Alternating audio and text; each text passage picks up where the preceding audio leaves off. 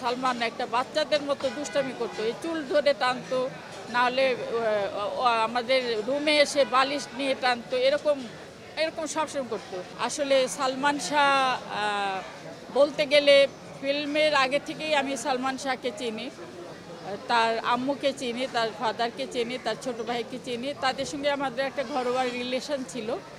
তো কেয়ামত থেকে কেয়ামত করার সময় আমার কাছে অনেক সময় সাজেশন নিত যে কি পড়লে ভাল লাগবে, কোনটা পড়লে ভাল লাগবে, কারণ সে একদম নিউ কামার ছিল।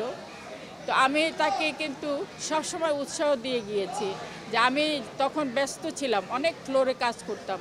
তা আমি তখন সালমানকে বলেছি আমি যে ফ্লোরে কাজ করি তুমি সেখানে সেখানে এসে দেখবা আমি কিভাবে কাজ করি, তাহলে তোমার অভিজ্ঞতা বাড়বে।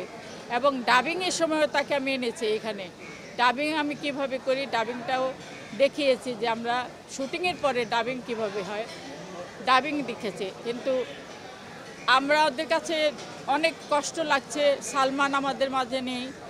সালমান শাহ আজকে যদি জীবিত থাকতো হয়তো বা অনেক অনেক পপুলার থাকতো, বিজি থাকতো, অবশ্যই সে সেই জাতিরই নায়ক, সে বিজি থাকার মতোই নায়ক ছিল, সুদর্শন নায়ক। তো আমরা তাকে এত তাড়াতাড়ি হারিয়ে ফেলেছি, এটা অকল্পনীয়।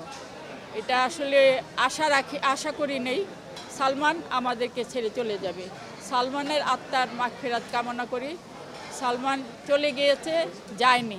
এই যে আপনারা যে এতজন সালমানকে নিয়ে গবেষণা করছেন, সালমান ভালো ছিল, আসলে ভালো ছিল, একটা লক্ষ্মী ছেলে ছিল। তো সালমানের জন্য আমি আপনাদের কাছে অনুরোধ করব আপনারা সবাই দোয়া করবেন। সালমান যেখানে চলে গিয়েছে সেখানেও যেন আল্লাহ পাক তাকে ভালো রাখে। আপনারা দোয়া করবেন, তাকে প্রত্যেক জন্মদিনে তাকে স্মরণ করবেন, মনে রাখবেন, এটাই আমি চাই। এবং তার আত্মা মন অনেক বড় ছিল। আমি তাকে প্রথম হিরো হিসেবে আমি উঠে বসে তাকে আমার চেয়ারে বসতে দিয়েছিলাম। এটা নিয়ে অনেকেই অনেক কথা বলেছে, আপনি একজন হিরোইন, আপনি বড় মাপের হিরোইন হয়ে সে আসতে না আসতে তাকে চেয়ারে বসতে দিয়েছেন, আপনার চেয়ারে। আমি একটা কথাই বলেছি, সে আমার চোখে মানুষ, সে একজন হিরো, ভবিষ্যতের হিরো। আমার চেয়ারে আমি কাকে বসাবো না বসাবো এটা আমার ব্যাপার। তো এইগুলো ছিল, খুনটুসি ছিল আমার, মানে থাকলে হয়তো, যদি বেঁচে থাকতো হয়তো আপনারা দেখতে পারতেন যে আমার সাথে একটা কি সুন্দর সম্পর্ক ছিল। তো আজকে নেই, মনে পড়ছে, তাকে স্মরণ করি।